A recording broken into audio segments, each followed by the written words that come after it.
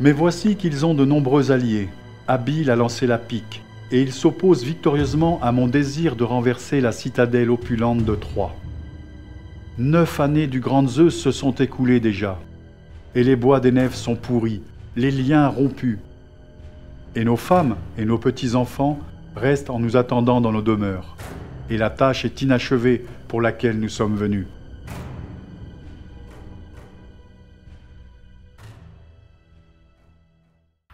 Le texte d'Homère que l'on vient d'entendre, tiré de l'Iliade, nous apprend que les bateaux grecs de la flotte achéenne de la guerre de Troie étaient des bateaux assemblés par ligature.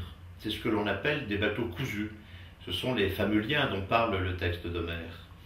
Cette technique, nous en avons le témoignage à travers plusieurs épaves grecques archaïques du VIe siècle avant Jésus-Christ, comme par exemple les épaves découvertes à Marseille à place Jules Verne. Et ces épaves nous montrent que, loin d'être rudimentaire, cette technique de construction d'assemblage par ligature était très élaborée et témoigne du degré de sophistication atteint par les charpentiers grecs de l'époque archaïque. La technique d'assemblage par ligature est une des plus anciennes techniques de construction des bateaux. C'est une technique naturelle qui remonte aux origines mêmes de la construction navale. Les témoignages les plus anciens de cette technique ont été trouvés en Égypte, sur des sites de la vallée du Nil et au bord de la mer Rouge. À Ain Sorna, on a découvert récemment une galerie souterraine contenant les restes carbonisés et soigneusement rangés d'un bateau cousu entièrement démonté. Nous sommes ici dans une des galeries de Ain Sorna sur le bord de la mer Rouge, en présence d'un bateau du Moyen Empire. Ces vestiges montrent que ces bateaux étaient assemblés avec des ligatures et des tenons. On observe la distribution très bien sur ces deux ensembles. Alors on a des assemblages par tenons et mortaise, soit simples, soit doubles, associés avec des systèmes d'assemblage par ligature.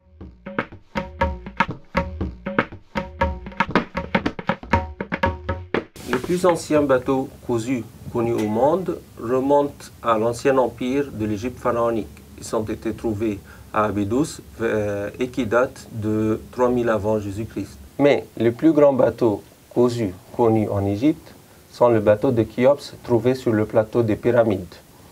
Ils mesurent 42 mètres et ils datent de 2600 avant Jésus-Christ. Le système de ligature le plus ancien utilisé en Égypte, c'est le système d'assemblage par ligature transversale, dont l'origine se retrouve dans les bateaux de papyrus. Au Moyen Empire, les ligatures transversales disparaissent pour faire place à des ligatures ponctuelles, avec des tenons, comme on le voit dans les bateaux d'Ain Sorna. Le système d'assemblage par ligature des Égyptiens est très particulier et sans équivalent ailleurs.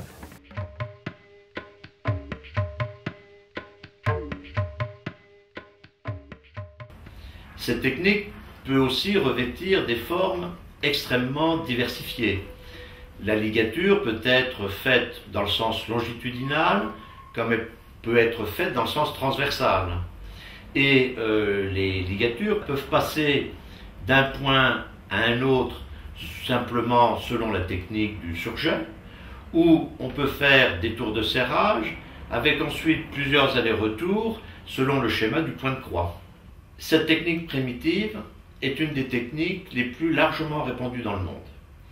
On la trouve de la mer Baltique jusqu'à la mer de Chine. Et aujourd'hui, par exemple, on la retrouve encore très largement pratiquée dans tout l'océan Indien.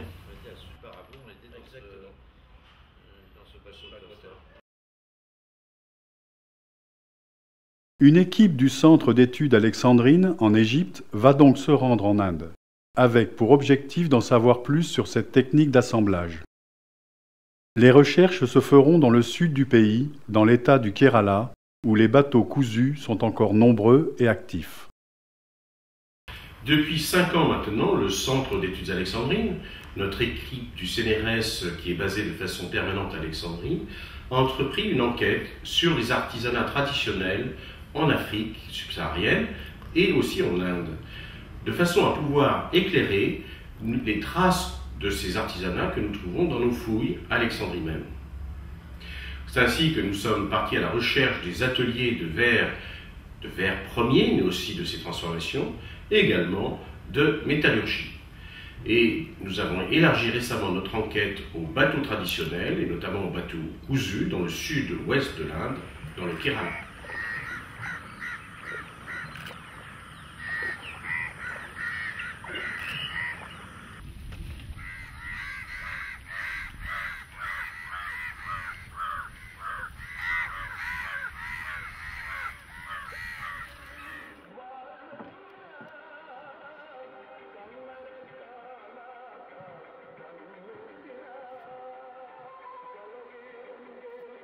Les backwaters.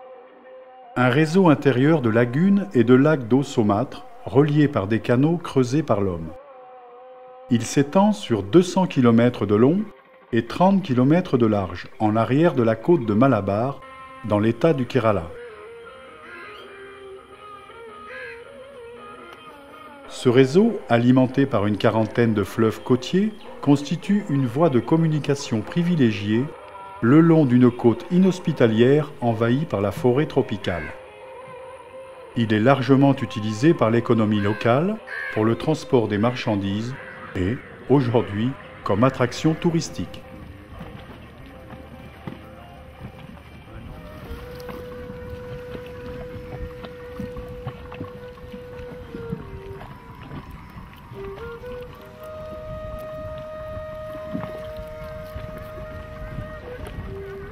Dès le point du jour, ou au crépuscule, les lacs et lagunes se couvrent d'innombrables grandes barques cousues, appelées Ketuvalan.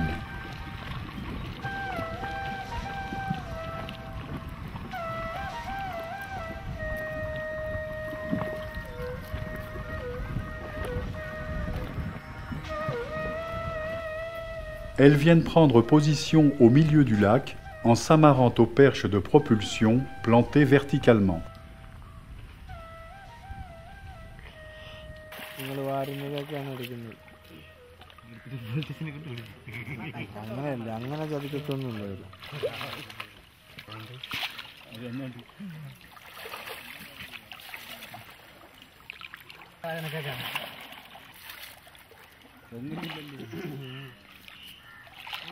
Un, mais le plus souvent 2 bateliers, plongent alors récupérer le sable des lagunes et en remplissent leurs barques à la limite de leur capacité, jusqu'à la lisse de plat-bord.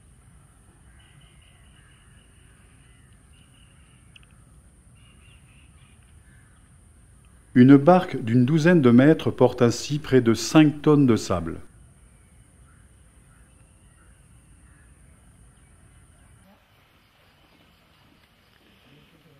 Puis, la barque se dirige doucement jusqu'à un débarcadère de fortune.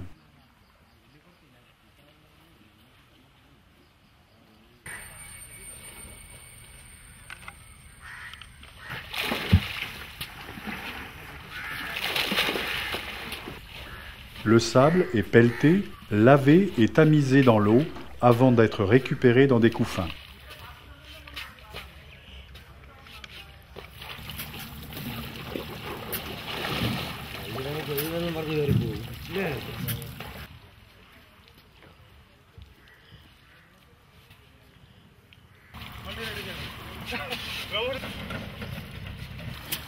Si la qualité du sable est suffisante, il est alors directement transvasé sur les camions.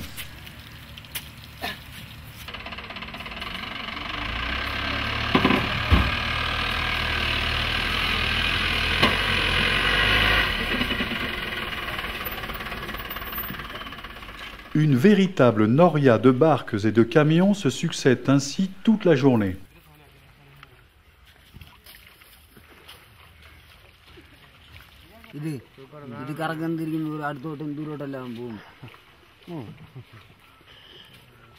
Mama ba ba kaane mama photo post cheyandi kandude. D'autres bateaux viennent aussi livrer de l'argile. Elle est destinée aux briqueteries où elle s'accumule en formant un épais talus. Ce travail de sablier constitue l'une des principales activités des backwaters avec la pêche. C'est une activité relativement récente due à la forte demande édilitaire.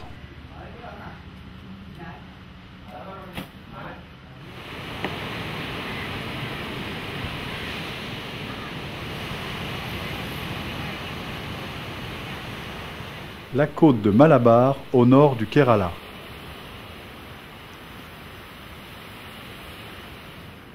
Ces grandes embarcations de pêche qui pointent leurs étraves vers le large sont aussi des ketuvalam. Tirées au sec sur le rivage, elles sont protégées des intempéries par des nattes de palme. Malgré tout, comme les bateaux de la flotte achéenne de Vent-Troie, leurs liens rompus et leurs coutures disjointes les rendent hors d'usage et hors du temps, en attente d'une improbable réparation. Cependant, la pêche reste active sur la côte. Mais à la place de ces grands bateaux cousus traditionnels qui pourrissent lentement, les pêcheurs utilisent d'étranges embarcations. En décembre 2004, la côte est ravagée par un tsunami. La plupart des embarcations et des maisons sont détruites. Mais les pêcheurs n'en continuent pas moins leur activité artisanale sur des embarcations rudimentaires en fibre de verre offertes après la catastrophe par des organisations humanitaires. Ces radeaux, en matériaux modernes, sont les répliques exactes d'une embarcation traditionnelle, le catamaran.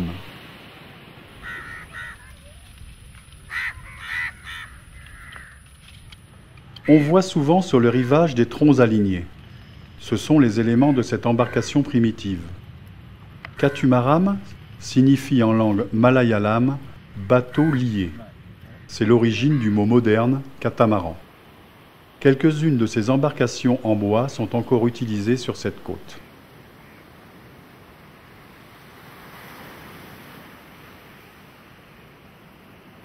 En 1697, le pirate et aventurier anglais William Dampier les décrivait ainsi. Sur la côte de Coromandel, on les appelle catamarans. Il s'agit d'un ou deux rondins, parfois d'un bois léger, si petit qu'ils ne transportent qu'un homme, dont les jambes et le fondement sont toujours dans l'eau.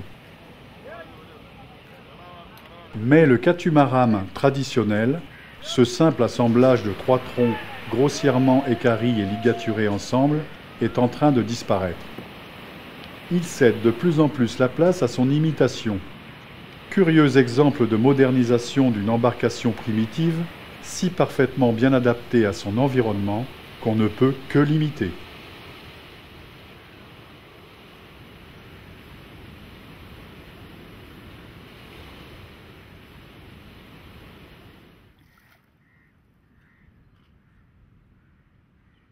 Quelques catamarans en bois sont dès lors relégués dans les eaux intérieures où ils sont utilisés par de miséreux pêcheurs.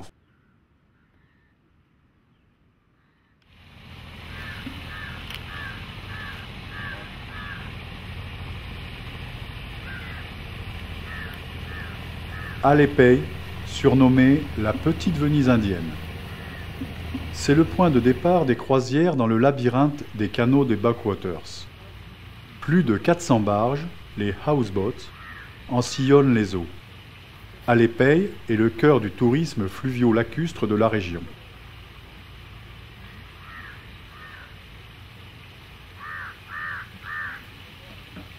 Ces houseboats possèdent tout le confort. Certains sont même équipés de l'air conditionné. On est bien loin des embarcations originelles, principalement destinées au transport du riz. Ces barges appartiennent elles aussi à la famille des bateaux cousus, les Ketuvalam.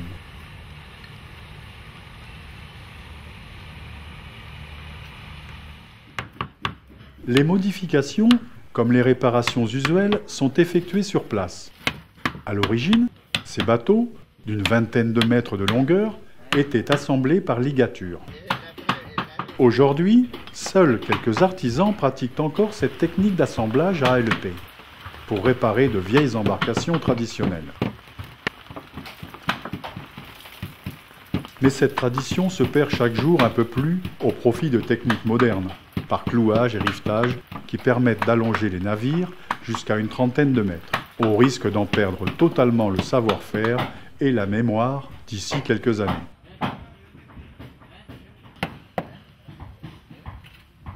Une fois les réparations, les modifications et la motorisation des barges achevées pour recevoir les touristes, l'étanchéité finale et la protection des anciennes ligatures de la coque sont encore effectuées de façon traditionnelle avec un enduit à l'huile de poisson.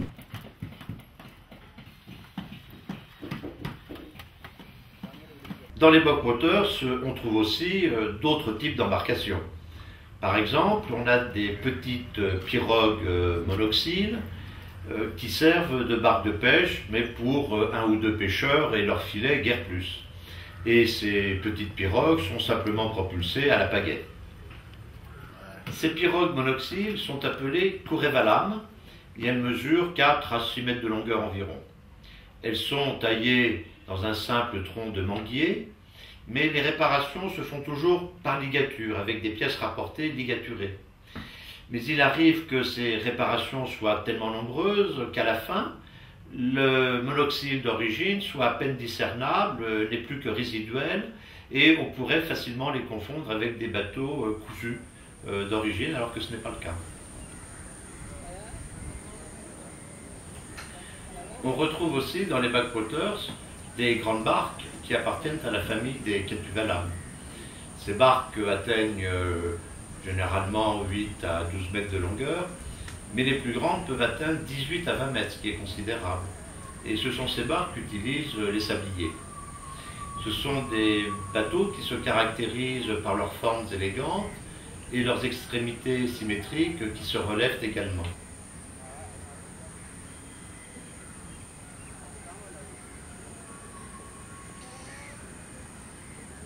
Malheureusement, aujourd'hui, la construction de nouveaux bateaux de pêche, de transport ou de tourisme, selon les techniques traditionnelles d'assemblage par ligature, se fait de plus en plus rare.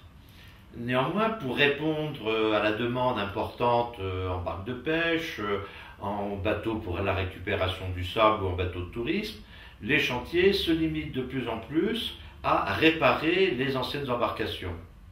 Mais le risque à la longue, à force de pratiquer uniquement des réparations, sans construire de nouveaux bateaux, c'est de faire disparaître ces embarcations traditionnelles.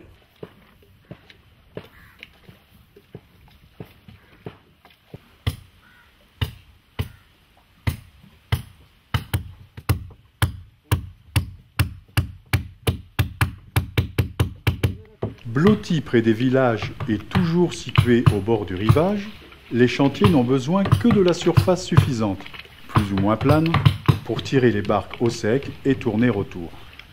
Une simple bâche, le plus souvent synthétique, protège les travailleurs du soleil et des pluies tropicales.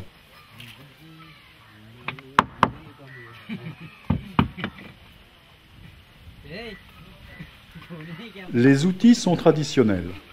Marteau, tendeur, pinoche, ciseaux, coin, poinçon, tarière, maillet de bois, coin à tasser, couteau, aiguille. Certaines masses sont encore en pierre. À part les fibres synthétiques, les matériaux font largement appel aux ressources locales. Bois de teck et d'arbres à pain, palmes, fibre naturelle de noix de coco.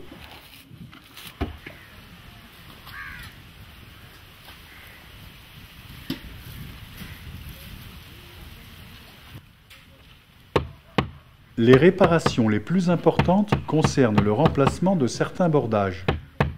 Mais les opérations d'entretien les plus fréquentes concernent les ligatures qui sont régulièrement refaites. Ces opérations sont effectuées par des ouvriers spécialisés. L'un à l'intérieur de la barque, qui dirige le travail et qui est parfois assisté d'un aide, un autre à l'extérieur. Le travail de ligature s'effectue d'abord de l'intérieur de l'embarcation. Il inclut la mise en place de bourrelets de fibres de coco afin qu'ils soient enserrés par les liens pour assurer l'étanchéité des joints. Le passage de la ligature dans les évidements préalablement percés s'effectue à l'aide d'une longue aiguille faite d'une pointe de palme. Au fur et à mesure, les liens sont bloqués puis soigneusement martelés pour les tasser et les serrer. À chaque passage, le lien est récupéré à l'extérieur de la coque. Il est alors fortement tendu à l'aide d'un maillet utilisé comme tendeur. Le rythme du travail s'effectue à l'oreille, en suivant le son des coups de maillet. La finition nécessite de combler les trous de passage des liens avec un bouchon en fibre de coco fortement tassé.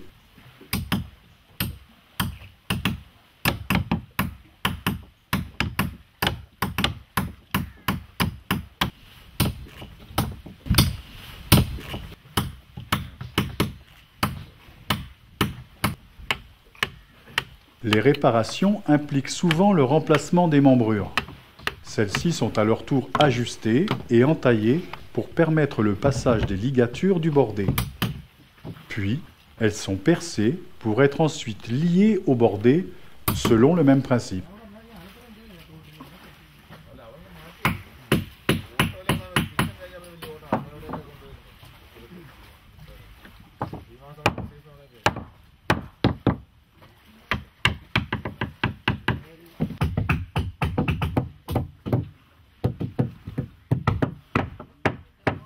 Il y a beaucoup d'analogies entre les bateaux cousus du Kerala et les bateaux cousus de la Méditerranée antique, et notamment les bateaux grecs de l'époque archaïque, comme les bateaux de la place Jules Verne à Marseille, ou encore, très vraisemblablement, les bateaux de la guerre de Troie ou le navire d'Ulysse de l'époque homérique.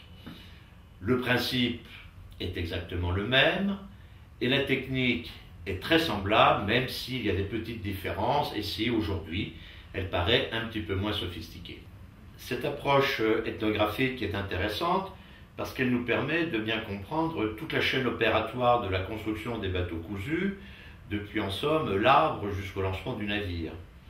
Ça nous permet aussi de comprendre toute une série de problèmes, comme celui de la longévité de ces bateaux, comme le problème de l'étanchéité, ou encore celui des réparations. En somme, cela nous permet de bien comprendre ces techniques dans tous ses aspects, aussi bien ses avantages que ses inconvénients. Et cela nous permet aussi, sur le plan archéologique, de mieux comprendre comment étaient construits les bateaux grecs archaïques, et donc d'être capable de reproduire ces techniques de construction, voire de reconstruire à l'identique des répliques navigantes de ces bateaux. Et ça, c'est extrêmement intéressant.